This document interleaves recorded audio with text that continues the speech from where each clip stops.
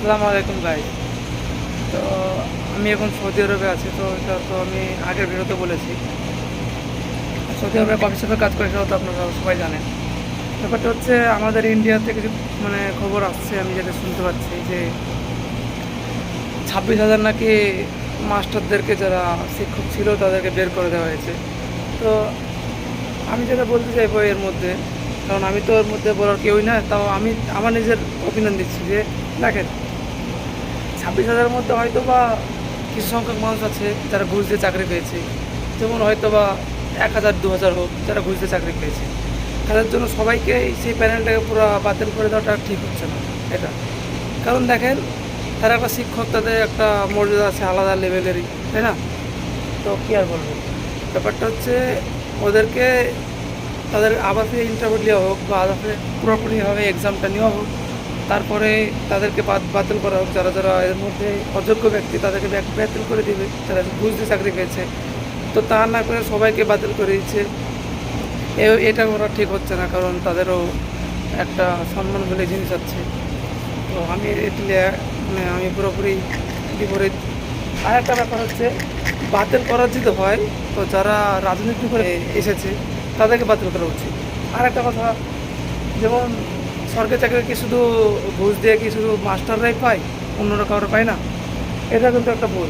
তো মাস্টারদেরকে বের করা হচ্ছে, এখানে বের করা উচিত যারা বিডিওতে থাকে, যারা পঞ্চায়েতে থাকে, এরকম বড় বড় যারা পদে থাকে না, এসডিও, বিডিও, নবান্ন, এরকম জায়গায় থাকে তারাও অনেকজন যারা ঘুষ দিয়ে চাকরি হোক বা রিলেটেড দেখিয়ে চাকরি পাচ্ছে, তাদেরকে বের করা উচিত আর কি। তাদের কোনো ইয়ে নেই, ভ্যালু নেই। তো ওদের জন্য, ওদের সিগনেচারের জন্য আমাদেরকে লাইন দিয়ে দাঁড়িয়ে থাকতে 2 দিন 3 দিন, এগুলো ঠিক না। তাহলে পুরোপুরিভাবেই সবাইকে আন্দোলন তুলে এদেরকে বের করতে হবে, এটা হচ্ছে বড়ো ব্যাপার। ব্যাপারটা হচ্ছে মাস্টারদের কোনো ইয়ে নয় যে যারা ঘুষ দিয়ে চাকরি পাচ্ছে শুধু তাদেরকে বের করা হোক, তাদেরকে খুঁজে বের করা হোক।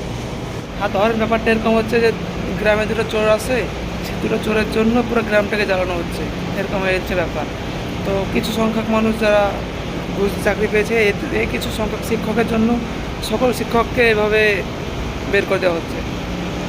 আর বের করবেন তো, যেমন আমাদের আরও কিছু আছে, যেমন পুলিশ লেভেল হোক বা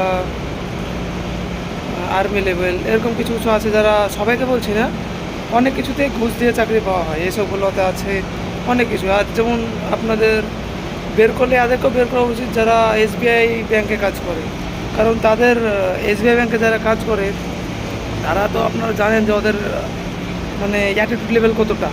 কারণ ওরা কেমন করে যে আজকে যদি আমরা যাই তাহলে বলবে যে যখনই যাই না কেন তখন ওদের লাস্ট টাইম শুরু হয়ে যায়, তো এটা তো সবাই জানেন। আর যদি কোনো ফর্ম ফিল আপ করতে হয় তো বলবে এই নম্বরে যান, এই অ্যাকাউন্টের নম্বরে যান, 3 নম্বর ফর্ম ফিল আপ করুন, 8 নম্বর ফর্ম ফিল আপ করুন, এভাবে চলছে ওদের জীবন। তো এদেরকে বের করতে হবে আগে, খুঁজে বের করে কারা, যারা চাকরি পেয়েছে নিজের যোগ্যতায়, তাদেরকে বের করা হচ্ছে, এগুলো তো খুব ভুল।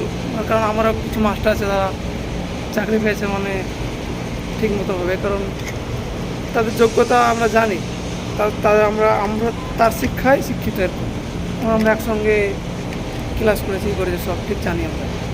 আর একটা কথা হচ্ছে যে তাদের আবার ফিরে ভাইবা নেওয়া হোক, আবার এক্সাম দেওয়া হোক, তারপরে তাদেরকে বাতিল করা হোক, এটা আমার ভুল বক্তব্য।